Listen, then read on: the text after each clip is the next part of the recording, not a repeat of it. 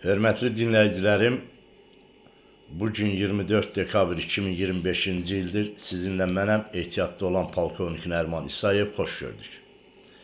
Hər birimiz bugün bildiyimiz kimi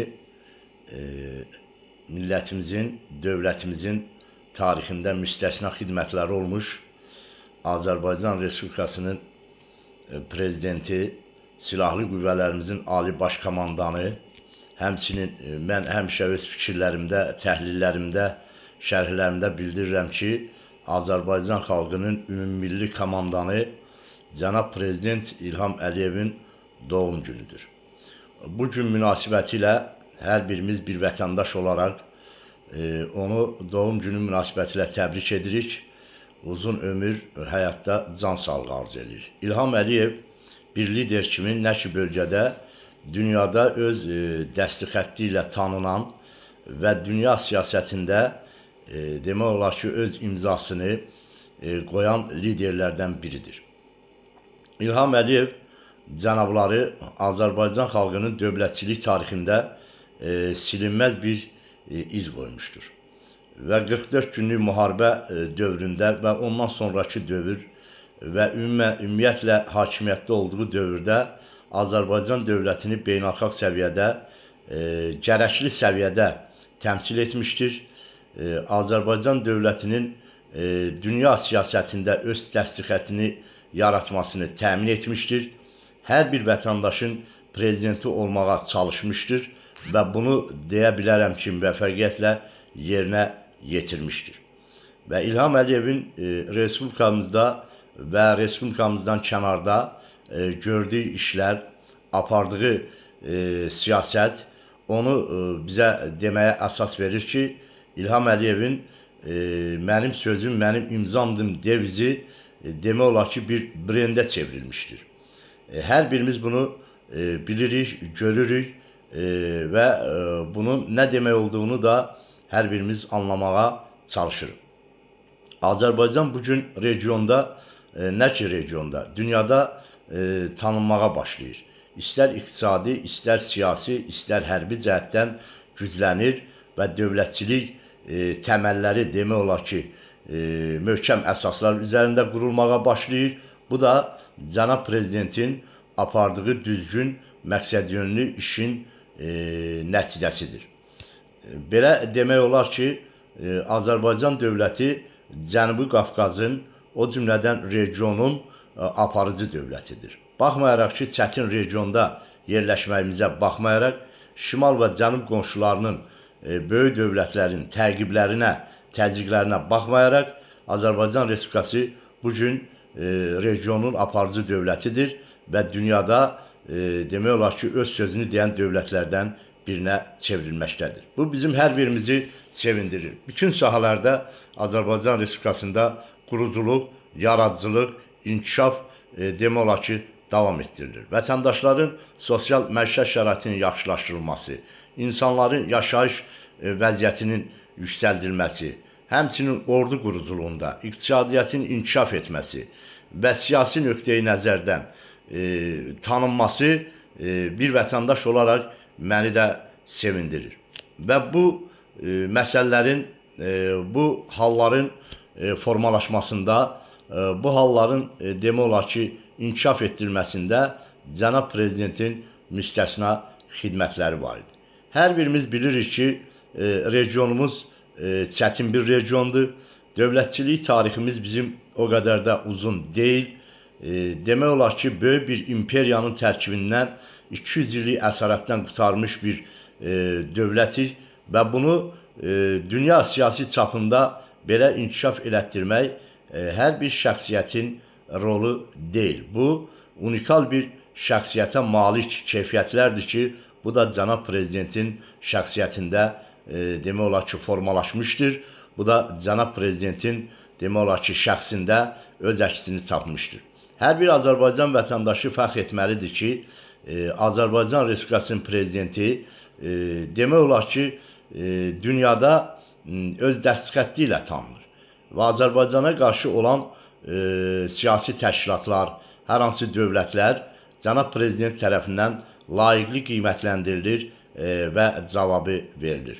Bunu hər birimiz son dövrlərdə də gördük ki, 22 dekabrda Sankt-Peterburqda keçiriləcək planlaşdırılmış MDB dövlət başçılarının qeyri-rəsmi samitinə cənab prezidentin qatılmaması bunu bir daha sübut etdi ki, hər hansı bir dövlətin böyüklüyündən, gücündən asılı olmayaraq Azərbaycan dövləti ilə tam bərabər hüquqlu əsaslarla rəftar etməlidir və Azərbaycan dövlətinin mövqeyini qiymətləndirməlidir. Bilirik ki, ötən il 25 dekabrda Rusiya Hərbi Hava Qüvvələri tərəfindən Azərbaycan sərnişin təyyarəsinin vurulması və orada 38 nəfərin faciəli şəkildə həlak olması Azərbaycan dövlətinə qarşı olan bir terror aktı idi.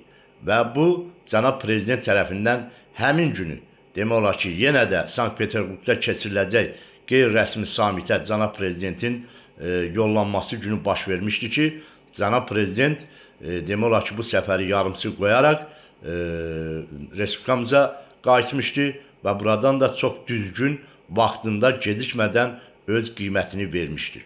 Və bu, hər prezidentə layiq olan keyfiyyətlər deyil. Bu, ondan xəbər verir ki, cənab prezident öz xalqına, öz millətinə, öz dövlətinə yüksək səviyyədə dəyər verir, onu qiymətləndirir və onun fonunda demək olar ki, bütün təşkilatlar, dövlətlər, qurumlar öz layiqli cavabını alır. Və bu ildə cənab prezident öz davranışı ilə, bu samitə qatılmaması ilə Azərbaycan dövlətinin mövqeyini demək olar ki, tam şəkildə, düzgün şəkildə demək olar ki, bildirdi və bu da bir vətəndaş olaraq bizim hər birimizə qürur və başucalığı gətirir. Cənab prezidentin bu doğum günü ərəfəsində işğaldan azad olunmuş torpaqlarda səfər etməsi, oralarda bir çox mühüm obyektlərin açılışında iştirak etməsi, vətəndaşlarla görüşməsi və Azərbaycan dövlətinin bugün əldə etdiyi nailiyyətləri dünyaya nümayiş etdirməsi demək olar ki, sevindirici haldır. Düzdür, ola bilsin ki, hardasa daxili vəziyyətdə müəyyən qüvvələr var ki, düşmən dəyirmanına su tökməklə öz mövqələrini bildirirlər, göstərirlər, nümayiş elətdirirlər. Bu da Azərbaycan Respublikasının konstitusiyasında və qanunvericiliyində nəzərdə tutulmuş tədbirlər nəticəsində qarşısı alınır, alınacaq və hər bir kəs etdiyi əmələ görə layiqli cavabını alacaqdır.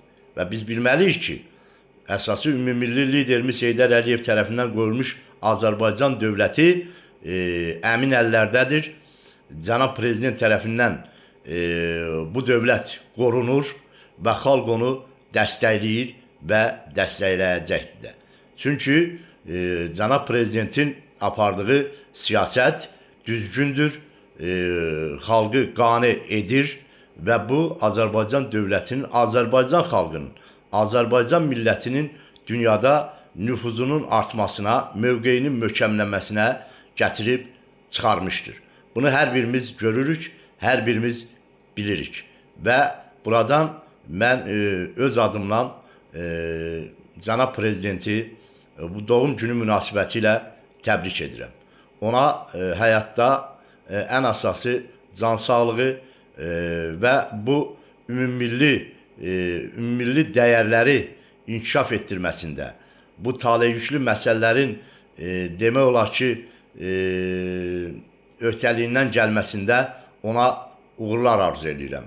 Və əminəm ki, Azərbaycan dövləti cənab prezidentin rəhbəri ilə bütöv Azərbaycana çevriləcəkdir və 60 milyonluq Azərbaycan dövləti cənab prezidenti illər keçməsinə baxmayaraq doğum günü münasibətilə təbrik edəcək və ona uğurlar diləyəcək, onu dəstəkləyəcək və daim onunla bir yerdə olacaqdır.